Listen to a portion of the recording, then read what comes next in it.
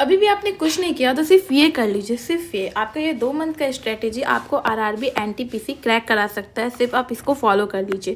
अभी आपका फैब का फर्स्ट वीक चल रहा है और सिर्फ आपके पास ये बस ये पूरा फैब बचा हुआ है, मार्च बचा हुआ है और कभी भी आपका एग्ज़ाम हो सकता है।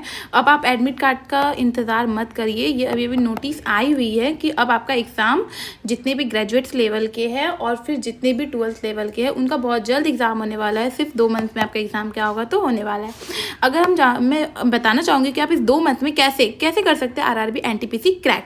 अगर मैं बात करूँ मैथ्स की, तो मैथ्स में कितने क्वेश्चन आते हैं आपके 30 मार्क्स के क्वेश्चन आते हैं। फिर आते हैं आपके जनरल अवेयरनेस, फिर आते हैं रीजनिंग में भी आपके 30 मार्क्स के क्वेश्चन आते हैं। लेकिन सबसे ज़्यादा मार्क्स का क्वेश्चन आता है आपका जनरल अवेयरनेस है, जो कि आपका कितना आता है 40 मार्क्स के क्वेश्चन आते हैं। टोटल कितने मार्क्स के क्वेश्चन आते हैं 40 मार्क्स के क्वेश्चन आते हैं। अगर मैं बात करूँ कि अगर आप मैथ्स कर रहे हैं तो मैथ्स को कैसे कंप्लीट करेंगे। मैथ्स में टोटल कितने टॉपिक होते हैं आपके 20 टॉपिक होते हैं। अगर आप 2 दिन में सिर्फ एक टॉपिक कंप्लीट कर रहे हैं, मैं सच कह रही हूँ, अगर आप इसको कर लेते हैं तो आपका मैथ्स का सिलेबस पूरा कंप्लीट हो जाएगा।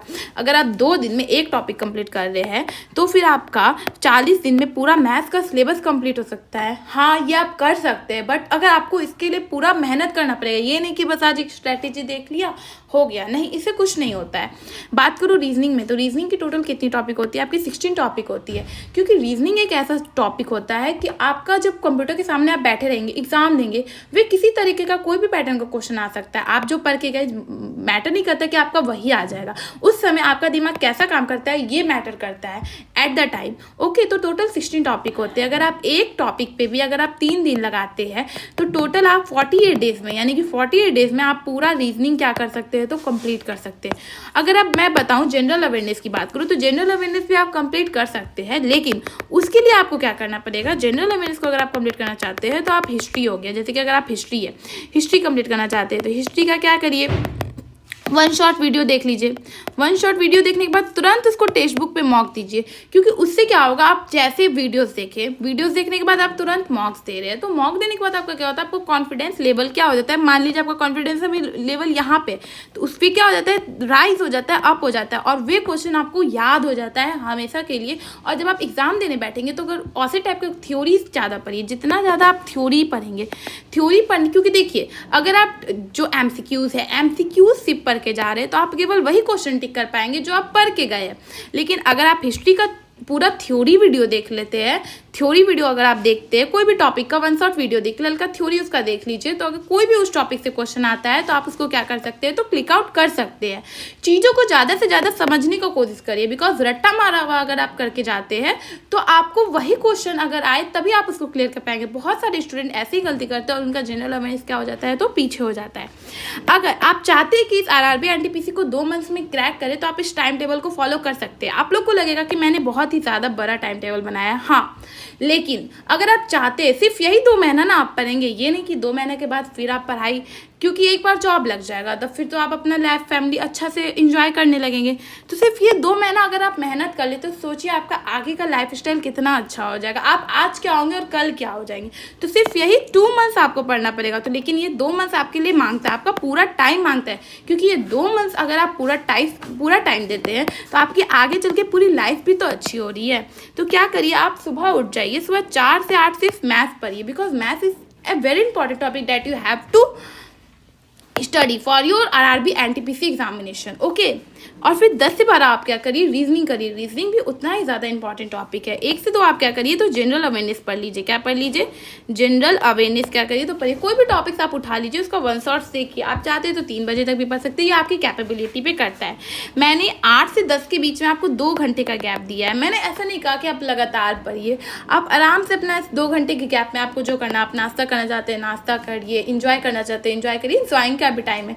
लेकिन अगर आप इस टाइम को अपना यूटिलाइज कर लेते हैं तो आपका फ्यूचर सिक्योर हो जाएगा। If you utilize this time then you have secure your own future. और आप जो भी मेहनत करेंगे वे अपने लिए कर रहे हैं, किसी दूसरे के लिए नहीं करते हैं।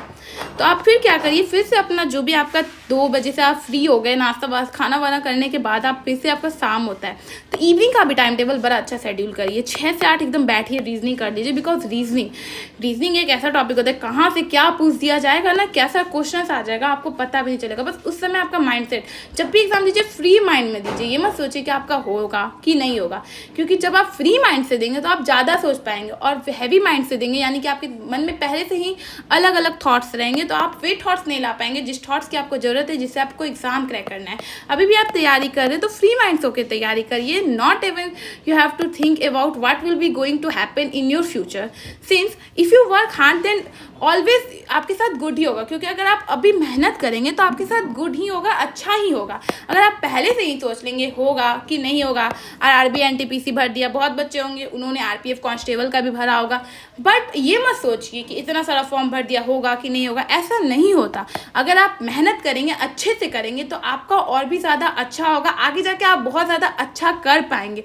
बस जब भी पढ़िए फ्री माइंड होके पढ़िए, फ्री माइंड, ये मेरा बहुत ही बड़ा एडवाइस है। क्योंकि अगर आप अपने माथे में ज़्यादा हैवी बोझ लेके चल रहे हैं, ऑल बेल सोच रहे हैं, मतलब अपने माइंड को डिस्ट्रैक्ट कर रहे हैं, तो फिर उससे एग्जाम क्लियर नहीं होता। ये कॉम्पिटिटिव एग्जाम है, आप नॉर्मल स्कूल्स के केजीज के क्लास 1 क्लास 2 के एग्ज़ाम नहीं देने जा रहे हैं। ये कॉम्पिटिटिव एग्जाम है, इसमें लाखों बच्चे बैठते हैं जो एग्जाम्स देते हैं। आपको तो पता भी नहीं होगा इस बार आरआरबी एनटीपीसी में कितने सारे फॉर्म फिल हुए हैं। फिर 8 से 11 क्या करिए, तो आप फिर से क्या करिए, तो रिवीजन कर लीजिए। टोटल मार्क्स होता है 100 मार्क्स, ये तो सबको पता होगा। अगर मैं बात करूँ सेफ स्कोर की, अगर आप 75 अबव लाते हैं ठीक है, लेकिन मैं कहूँगी अगर आप चाहते हैं कि कोलकाता जैसे जोन में आपका सिलेक्शन हो जाए तो आपको 90 लाना ही होगा, 85 अबव तो लाना ही होगा।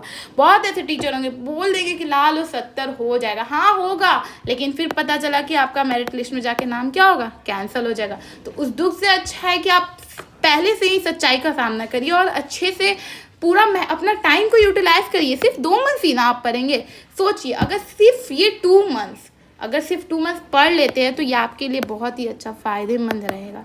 तो मेरे इस एडवाइस को मानिए और पढ़िए। सिर्फ वीडियो देख लेने से और टाइम टेबल्स बना लेने से, 1-2 नोट्स बना लेने से कि आज पढ़े, अगर देखिए एक चीज़ और होता है, अगर आप कोई भी कॉम्पिटिटिव एग्ज़ाम्स निकाल रहे हैं, कोई भी कॉम्पिटिटिव एग्जाम निकाल रहे हैं, तो आपका जो है ना कंस्टिट्यूएंसी बना रहना चाहिए।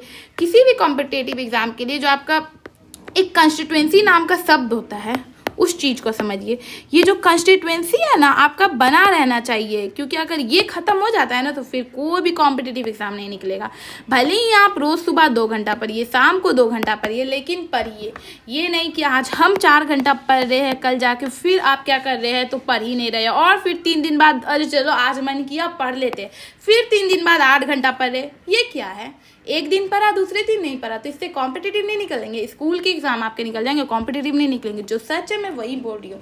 तो क्या करिए, आप अपने अंदर कंस्टिट्यूएंसी लाइए। मैं आपको 8 घंटे पढ़ने नहीं बोलूँगी, सिर्फ आप 2 घंटे भी सुबह पढ़िए। अगर आप अभी आरआरबी नहीं कर रहे, आरआरबी कर रहे हैं तो अभी आप इस चीज़ को फॉलो करिए, आपका ज़रूर होगा, इस बार आपका जॉब जरूर लग जाएगा। लेकिन अगर आप नॉर्मल एग्जाम की भी तैयारी कर रहे हैं तो आप अपनी कोई भी कॉम्पिटिटिव एग्जाम के लिए कंस्टिट्यूएंसी बनाए रखें। Thank you.